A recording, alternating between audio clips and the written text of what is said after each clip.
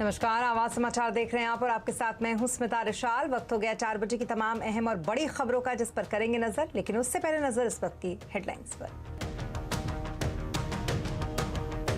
गुजरात में पहले चरण की वोटिंग जारी। अब तक 55% हुआ मतदान। 89 सीटों के लिए करीब 800 प्रत्याशियों के बीच मुकाबला।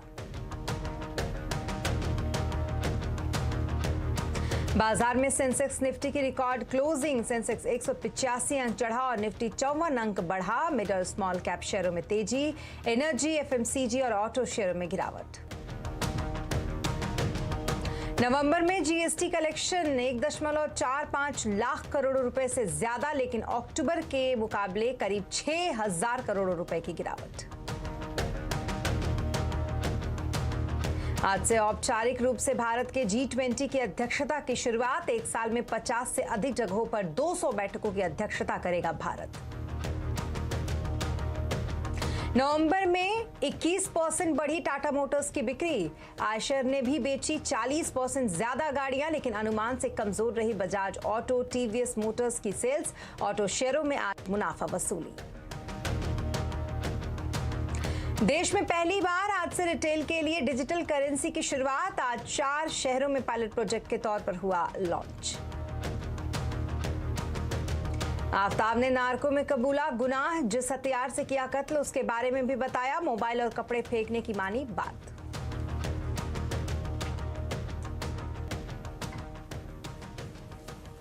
और बुलेटिन में सबसे पहले बात करेंगे चुनावी दंगल।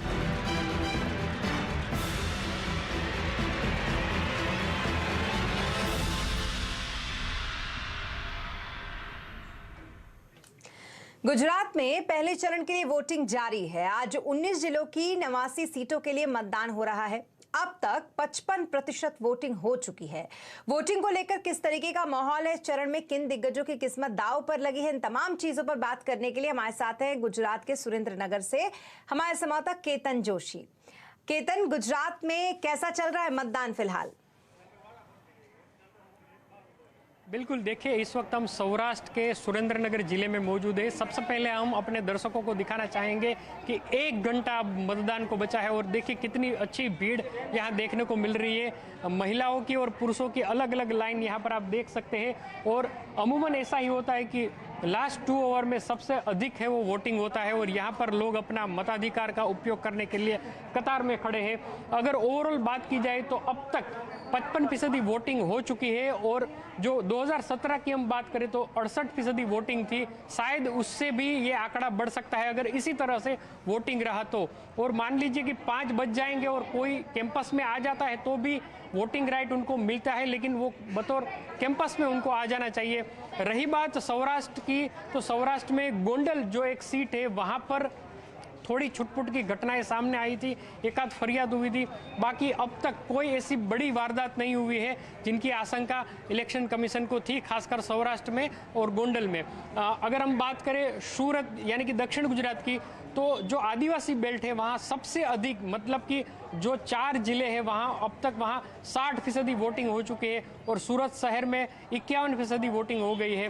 तो हम कह सकते हैं कि कम पढ़े लिखे हैं वो ज़्यादा वोट करने के लिए आए हैं कंपेयर टू हायर एजुकेशन लेने वाले। हालांकि अभी भी 1 घंटा शेष है और 89 बैठक पर सबसे अधिक वोटिंग हो उस तरह का प्रयास भी कर रहे हैं। राजनीतिक दल लोगों को घर जा जाकर वोटिंग करने के लिए प्रेरित कर रहे हैं और आज सुबह ही प्रधानमंत्री नरेंद्र मोदी ने ट्वीट करके सबको ये भी कहा कि आप वोट करने के लिए आ जाइए, वोट करना आपका अधिकार है और लोकतंत्र की ब्यूटी है। तो हम कह सकते हैं कि पहले उसका असर भी दिख रहा है, 55% वोटिंग। और आप जैसा बता रहे हैं और तस्वीरों में भी हम देख पा रहे हैं, चहल पहल अभी भी काफी ज्यादा दिख रही है लोगों की वहां पर।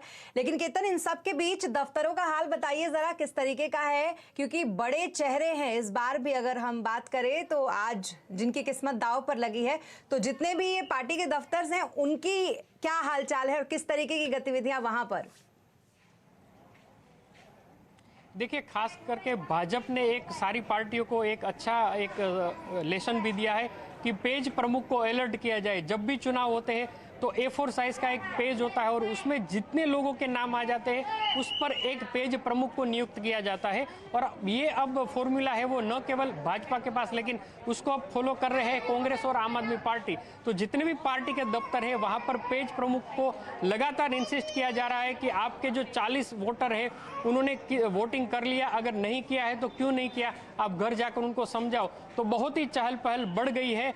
और अगर हम अच्छी वीआईपी सीट की बात करें तो हर्ष संघवी जो कि गुजरात के गृह राज्य मंत्री है, वो सूरत के मजूरा से चुनाव लड़ रहे हैं। वो अपनी कंस्टिट्यूंसी में तो घूम रहे हैं, लेकिन सूरत की अलग अलग जगह पर भी वो अभी लोगों को प्रोत्साहित कर रहे हैं कि वो वोटिंग करें।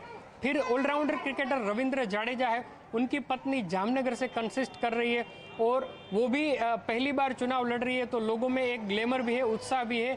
और गोंडल की जो बात की जाए तो दो ऐसे एक ही ज्ञाति, क्षत्रिय ज्ञाति के दो लोग हैं जो आमने सामने है। पुलिस ने उनके ऊपर पहरा बिठा दिया है। तो ये एक बड़े नाम है और लोगों में उत्साह भी। पहले जब फर्स्ट हाफ था तब उतना ज़्यादा वोटिंग नहीं हुआ था, लेकिन जैसे जैसे वोटिंग खत्म होने का समय नज़दीक आ गया वोटिंग काफ़ी बढ़ रहा है और पॉलिटिकल पार्टीज भी कयास लगाने में जुटी है कि किसके पक्ष में कितना वोट जाएगा। जी हाँ, मुकाबला बहुत दिलचस्प है। देखना इंतजार इस बात का कि किसका पलड़ा ज्यादा भारी रहता है। लेकिन फिलहाल कम से कम इतना कह सकते हैं कि राजनीतिक पार्टियां, चुनाव आयोग और इसके अलावा और भी जिन लोगों ने अपील की है लोगों से कि वो ज्यादा से ज्यादा संख्या में वोट दे, उसका असर वहां दिख रहा है। बहुत शुक्रिया तमाम डिटेल्स के लिए आपका, केतन। इधर गुजरात में दूसरे दौर के लिए चुनाव प्रचार के दौरान प्रधानमंत्री मोदी ने कांग्रेस अध्यक्ष मल्लिकार्जुन खड़गे पर हमला बोला। पीएम ने कहा कि कांग्रेस पार्टी लगातार नीचे गिर रही है और वो बौखलाकर कुछ भी बोल रही है। उन्होंने ये भी कहा कि राम भक्तों को रावण कहकर खड़गे और कांग्रेस ने रामायण और राम का अपमान किया है। वहीं कांग्रेस अध्यक्ष मल्लिकार्जुन खड़गे के बयान के बाद गुजरात में चुनाव प्रचार में जुटे अमित शाह ने कांग्रेस पर निशाना साधा। उन्होंने कहा कि गुजरात की जनता इसका मुंह तोड़ जवाब देगी। जितनी भी बार गुजरात में प्रधानमंत्री जी के खिलाफ कांग्रेस ने अपशब्द उपयोग किया, उतनी बार हर बार गुजरात की जनता ने बैलेट बॉक्स के अंदर जवाब दिया। इस बार भी इसका जवाब, मोदी जी के अपमान का जवाब गुजरात की जनता जरूर देगी। और चुनावी दंगल के बाद अब बात मार्केट की करेंगे। वीकली एक्सपायरी के दिन भी बाजार में रिकॉर्ड तेजी का दौर जारी रहा। लगातार 8वें दिन सेंसेक्स निफ्टी की रिकॉर्ड क्लोजिंग हुई। सेंसेक्स 185 पॉइंट चढ़कर 63,284 पर और निफ्टी 54 पॉइंट चढ़कर 18,813 पर बंद हुआ। मार्केट का हाल समझते हैं सुमित मेहरोत्रा से। सुमित, बताएं क्या कुछ रहे आज के बाजार के हाईलाइट्स। देखिए, जो मार्केट का मोमेंटम का सिलसिला है वो तो आज ही बना रहा। एक बढ़िया तेजी के साथ शुरुआत हुई, सेकंड हाफ तक आते हैं तो थोड़ा सा फिजल आउट जरूर हुआ मार्केट्स, लेकिन लास्ट आवर में एक अच्छी तेजी पीएसयू बैंकिंग बास्केट की तरफ से, जो कि मार्केट को जरूर मोमेंटम दिला रही थी। आज क्लियर कट मार्केट के लिए विनर थे आईटी स्पेस। पूरा सेक्टर जोरदार तेजी में, साथ साथ रियल्टी, मेटल जो कि एक अच्छी पार्टिसिपेशन मार्केट में दे रहा था। मिड कैप, स्मॉल कैप भी फ्रंटलाइन इंडेक्स के कंपैरिजन में एक अच्छे मूव के साथ आज कामकाज कर रहे थे। और ब्रॉडर बेस्ड मार्केट्स के अंदर आपको आज खरीदारी दिखाई पड़ेगी, लेकिन क्योंकि एक्सपायरी का दिन भी था तो थोड़ा उतार चढ़ाव मार्केट में जरूर बनता हुआ दिखाई पड़ा। लेकिन ओवरऑल जो अंडरटोन है मार्केट्स का वो अभी भी तेजी की साइड पे ही दिखाई पड़ रहा है। जी, इसके अलावा सेक्टर्स का हाल भी बताइए सुमित। किन सेक्टर्स में सुस्ती और कहां पर आज एक्शन दिखा? देखिए, सबसे पहले निफ्टी के टॉप गेनर्स की अगर बात की जाए तो आज अल्ट्राटेक लीड कर रहा था। अच्छी तेजी सीमेंट स्पेस में थी, जिसमें अल्ट्राटेक सबसे ऊपर करीब 3% ऊपर, हिंडाल्को 3% का उछाल, टाटा स्टील 3% ऊपर और ग्रासिम लगातार दूसरा दिन जबकि 2.5% के आसपास का मूव यहां आता हुआ दिखाई पड़ा। गिरने वाले शेयरों में यूपीएल 1.5% नीचे, आईसीआईसीआई बैंक 1.5% नीचे, सिप्ला और आइशर नंबर्स के बाद करीब 1.5% के आसपास की बिकवाली यहां पर आते हुए दिखाई पड़ी। मिड कैप में आज लीड कर रहा था एलएनटी टेक, 9% की जोरदार तेजी, जेएसपीएल करीब 5.5% ऊपर, डालमिया भारत और प्रेस्टीज एस्टेट, रियल्टी और सीमेंट से दोनों तेजी में आज कामकाज करते हुए। मिड कैप में आज श्रीराम ट्रांसपोर्ट में दबाव था, लिंडे इंडिया प्रेशर में, इमामी और भारत फोर्ज कुछ नाम जो कि करीब 1.5 से लेकर 4% तक टूटे। लेकिन आज एफएनओ में लीड कर रहा था L and T tech, Honeywell auto, Atul limited और एमआरएफ, जहां पर करीब करीब 3% तक का मूव भी आता हुआ दिखाई पड़ रहा था। इसके अलावा फेंडो में आज नेस्ले में प्रेशर था, श्रीराम ट्रांसपोर्ट में दबाव था, बजाज ऑटो और आयशर मोटर कुछ हद तक प्रेशर यहां पर भी आता हुआ दिखाई पड़ा।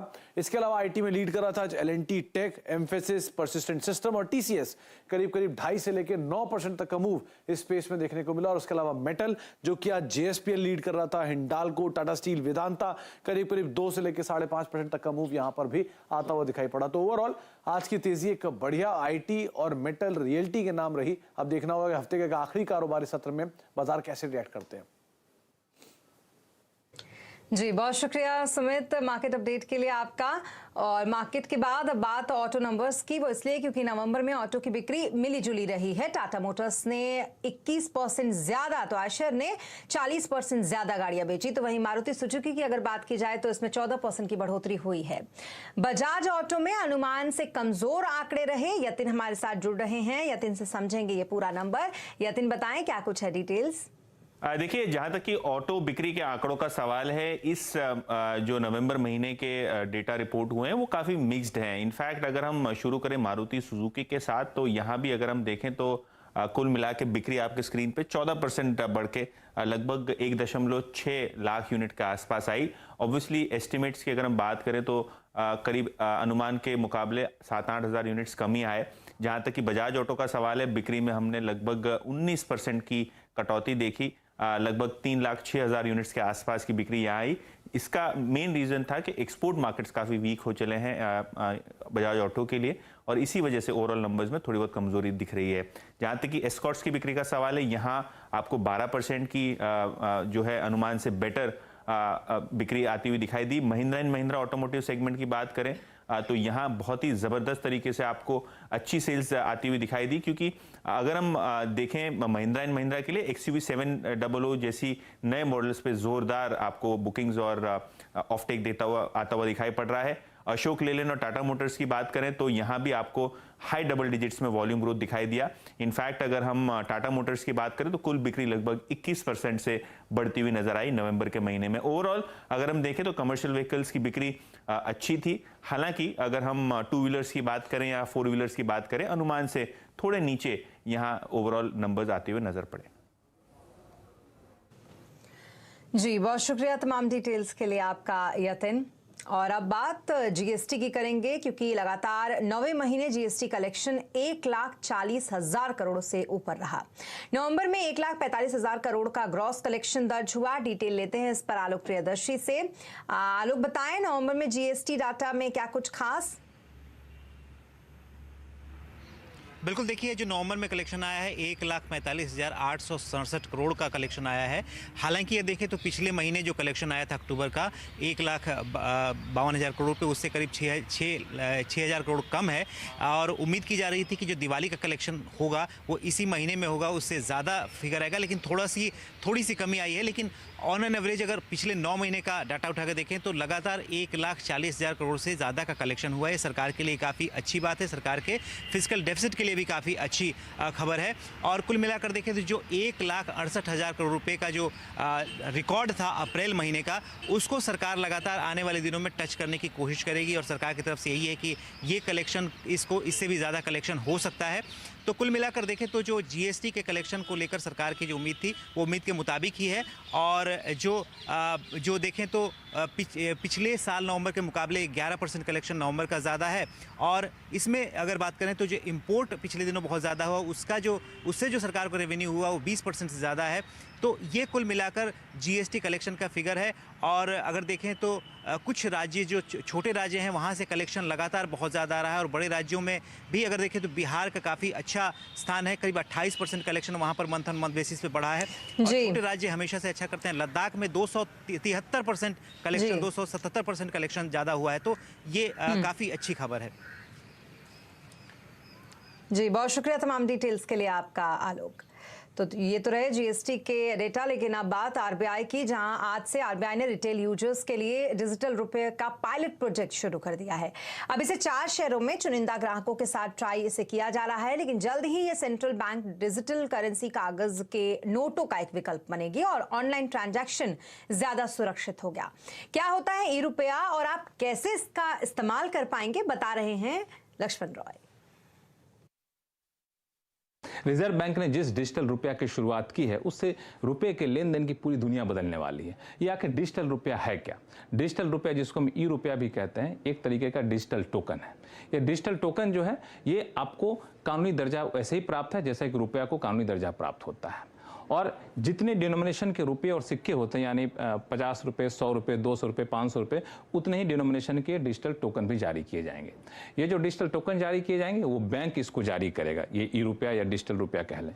और इसके लिए एक डिजिटल वॉलेट होगा आपके मोबाइल में, उस डिजिटल वॉलेट में बैंक उसको ई रुपया ट्रांसफर कर देगा, जिसके जरिए आप उसका लेन देन कर सकेंगे। मोबाइल पर डिजिटल वॉलेट होना जरूरी होगा। एक और खास बात कि इस ई रुपया का लेन देन आप आपस में कर सकेंगे, यानी हम आप एक दूसरे को ई रुपया का ट्रांसफर कर सकते हैं। जरूरी है कि जिसके साथ लेन देन कर रहे हैं उनके पास भी वो खास वॉलेट हो। इतना ही नहीं, ग्राहक और दुकानदार के बीच भी इसका लेन देन हो सकेगा, यानी कोई आप सामान खरीदते हैं तो ग्राहक को आप ई रुपया दे सकते हैं या फिर डिजिटल टोकन दे सकते हैं। इसके लिए ग्राहक के पास तो मोबाइल का वॉलेट होना जरूरी है ही, मर्चेंट के पास यानी दुकानदार के पास QR कोड होना जरूरी है, जिसको आप स्कैन करके आप अपना डिजिटल रुपया उस ग्राहक से दुकानदार तक पहुंचा सकते हैं। और ये जो है ई रुपया पर कोई ब्याज नहीं मिलेगा, ध्यान दीजिएगा। आपके अकाउंट में पैसा होता है तो उस पर कोई ब्याज मिलता है, ई रुपया पर कोई ब्याज नहीं मिलेगा, ये साफ कर दो। और ये जो अभी पायलट प्रोजेक्ट के तौर पर 8 बैंकों की पहचान की गई है जो इस डिजिटल रुपया को या टोकन रुपया को जारी करेंगे। लेकिन ये 8 बैंक कौन है बाद में बताऊंगा। पहले आपको ये हो रहा है कि जो अभी डिजिटल वॉलेट है, ऑनलाइन ट्रांजैक्शन है, उससे कैसे अलग होगा। तो बता दूं कि अभी आप जितने भी इलेक्ट्रॉनिक वॉलेट हैं, ऑनलाइन ट्रांजैक्शन करते हैं, उसका नाता रिश्ता आपके अकाउंट से होता है, और जो डिजिटल रुपया होता है उसका आपके अकाउंट से कोई नाता रिश्ता नहीं होता है। अब पूछेंगे इसका फायदा क्या है? फायदा ये है कि ऑनलाइन फ्रॉड जब होता है ना, तो आपके वॉलेट से तो पैसा निकाल ही लेता है, आपके अकाउंट तक पहुंच जाता है, वहां से लाखों रुपए निकाल के चला जाता है। लेकिन जो डिजिटल रुपया होगा, ऑनलाइन फ्रॉड तो पहला होगा नहीं, क्योंकि वो बहुत अलग तरीके से बनाया गया है, और अगर फ्रॉड होता भी है सिर्फ आपके टोकन तक सीमित होगा, आपके अकाउंट तक वो नहीं पहुंच सकेगा। ये एक बड़ा फायदा है। वॉलेट या डिजिटल ट्रांजैक्शन वाले पैसे के लिए बैंक जिम्मेदार होते हैं, लेकिन उसके लिए डिजिटल रुपया के लिए रिजर्व बैंक खुद जिम्मेदार होता है, इसका ख्याल रखिएगा। अब अभी जो है, जैसा कि आपको बताया कि 8 बैंक की पहचान की गई है। शुरू में इन 4 बैंकों को दिया गया है कि आप टोकन रुपया जारी करिए, उसके बाद अगले चरण के लिए इन 4 बैंकों को जारी किया गया है कि वो ई रुपया जारी करें। अभी पूरे देश भर में लागू नहीं हो रहा है, शुरू में चुनिंदा शहरों में लागू हो रहा है, जिसमें मुंबई, दिल्ली, बेंगलुरु और भुवनेश्वर शामिल है। अगले चरण में बाकी शहरों को शामिल किया जाएगा, जिसमें अहमदाबाद, गंगटोक, गुवाहाटी, हैदराबाद, इंदौर, कोच्चि, पटना और शिमला शामिल है। तो इन सारे शहरों में पायलट प्रोजेक्ट से जो फीडबैक आएगा, उसके बाद पूरे देश भर में ये डिजिटल रुपया सरकार लॉन्च करेगी और इससे पूरे लेन देन की दुनिया बदल जाएगी। और डिजिटल रुपया क्या ऑनलाइन फ्रॉड से बचाएगा, और क्या है डिजिटल करेंसी के फायदे, जानने के लिए देखिए आज का कंज्यूमर अड्डा शाम 5:57 पर।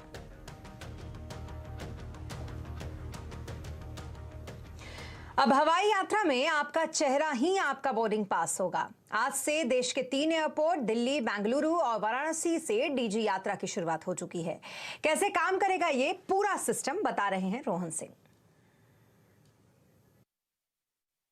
आज से आपका चेहरा ही होगा आपका बोर्डिंग पास। जी हाँ, डिजी यात्रा की शुरुआत हो चुकी है। आज से 3 एयरपोर्ट्स पे, दिल्ली, बेंगलुरु और वाराणसी। इन एयरपोर्ट से जब आप यात्रा करेंगे तो आपके पास एक विकल्प होगा कि सिर्फ अपने चेहरे के आधार पे अलग अलग चेक पॉइंट्स पे आपको अलग अलग तरह के पेपर या बोर्डिंग पास दिखाने की जरूरत नहीं पड़ेगी। सिर्फ आपके चेहरे की स्कैनिंग से आपको यात्रा किया जाएगा। दरअसल ये यात्रा काम कैसे करती है, तो आपके चेहरे के जो फीचर्स हैं उसको पहली बार आपको रिकॉर्ड करना पड़ेगा। इसके लिए आपको 2 ऐप्स डाउनलोड करने पड़ेंगे, डिजी यात्रा ऐप और साथ ही डिजी लॉकर ऐप। डिजी यात्रा में आप पहली बार सेल्फी लेंगे, उसमें आपके फेशियल फीचर्स को रिकॉर्ड किया जाएगा और उसे आपको अपने डिजी लॉकर के आधार से लिंक करना पड़ेगा। उसके बाद जब आप एयरपोर्ट आते हैं तो जो एंट्री पॉइंट पे आपको इस तरह का एक स्कैनर दिखेगा जो आपके चेहरे को के जो फीचर्स आपने पहले से रिकॉर्ड करके रखे हैं वो इससे मैच करेगा और उसके बाद आपको एंट्री दी जाएगी। तो 30 सेकंड में आपको एंट्री मिल जाएगी। इतना आसान होने जा रहा है और आपको जो लंबी लाइनें में लगना पड़ता था वो नहीं लगना पड़ेगा। फिलहाल 3 एयरपोर्ट पर शुरुआत की गई है, लेकिन आने वाले दिनों में मार्च 2023 से 4 और एयरपोर्ट्स हैदराबाद, विजयवाड़ा, पुणे और कोलकाता में भी इसकी शुरुआत की जाने वाली है। और जो सरकार की जो योजना है वो ये है कि धीरे धीरे देश देश के सभी एयरपोर्ट्स पे इसको लागू किया जाए। एक और बात, जो आपकी इंफॉर्मेशन है वो किसी सेंट्रल सर्वर में नहीं रखी जाएगी, बल्कि आपके स्मार्टफोन पे ही ये लागू की जाएगी और इससे बहुत सुगमता के साथ आपकी जो है यात्रा हो सकेगी। एक और चीज़ है कि शुरुआत में चूंकि ये नई टेक्नोलॉजी है तो आपको एयरपोर्ट पे थोड़ा पहले आना पड़ेगा, लेकिन उसके बाद जो है 1.5 घंटे पहले का फिलहाल अभी टाइम दिया गया है, लेकिन उसके बाद धीरे धीरे जैसे ये स्ट्रीमलाइन होती जाती है तो आपका समय और ज़्यादा बचने जा रहा है। कम से कम आपको किसी तरह की पेपर बोर्डिंग या किसी तरह का स्कैनर की भी जरूरत नहीं पड़ेगी, आपके चेहरे से ही आपका सारा काम हो जाएगा। आप बोर्डिंग तक कर सकते हैं, आप फ्लाइट में बैठ सकते हैं। तो ये तैयारी की जा रही है और आने वाले दिनों में सरकार की जो योजना है कि देश के हर एयरपोर्ट पे डीजी यात्रा से यात्रा हो सकेगी। कैमरामैन बलबीर के साथ रोहन सिंह, दिल्ली।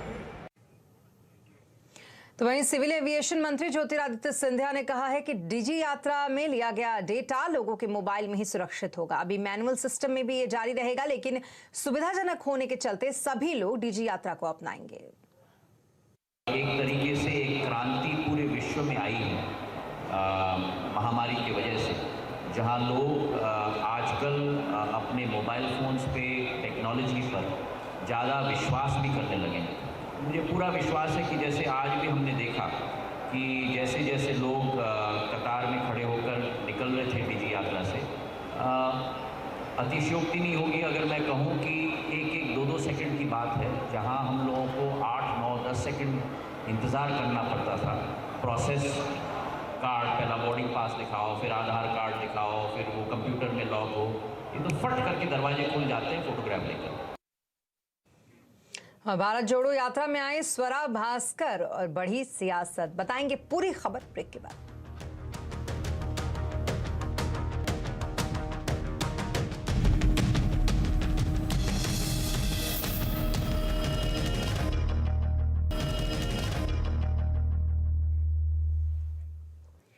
और ब्रेक के बाद एक बार फिर आपका स्वागत है और अब बात कांग्रेस की भारत जोड़ो यात्रा की, जो अभी मध्य प्रदेश में चल रही है। राहुल अभी उज्जैन के नजदीक झालरा में हैं और यात्रा में बॉलीवुड एक्ट्रेस स्वरा भास्कर भी पहुंची। वहीं उत्तराखंड के पूर्व मुख्यमंत्री हरीश रावत भी इसमें शामिल हुए। इधर यात्रा में स्वरा भास्कर के शामिल होने पर बीजेपी ने कांग्रेस पर हमला बोल दिया। गृह मंत्री नरोत्तम मिश्रा ने राहुल पर हमला बोलते हुए कहा कि इस यात्रा को राष्ट्र विरोधी लोगों का समर्थन मिला हुआ है। इस यात्रा में टुकड़े टुकड़े गैंग का सपोर्ट करने वाले भी शामिल हो रहे हैं। आपको बता दें कि मध्य प्रदेश में 9 दिन तक चलने के बाद कल सुबह आगरा जिले ये यात्रा पहुंच जाएगी। ये वही स्वरा भास्कर जी है जो सेना के माओ लिंचिंग, हॉरर किलिंग, पाकिस्तान के समर्थन में तारीफ के कसीदे करती थी। ये वही स्वरा भास्कर है। हम जब भी सच्चाई बयान करते हैं तो उसको आप राजनीति कह देते हैं, पर क्या ये वास्तविकता नहीं है?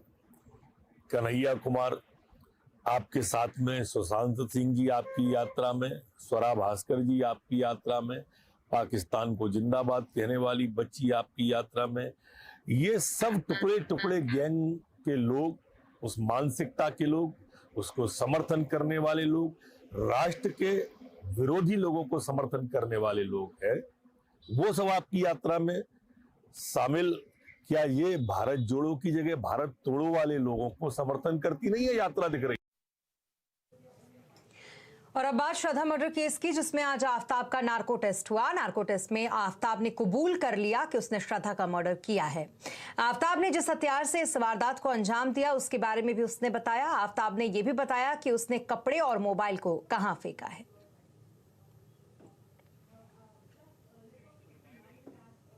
इसी के साथ इस बुलेटिन में फिलहाल इतना ही, लेकिन खबरों पर लगातार अपडेट के लिए आप बने रहें CNBC आवाज के साथ।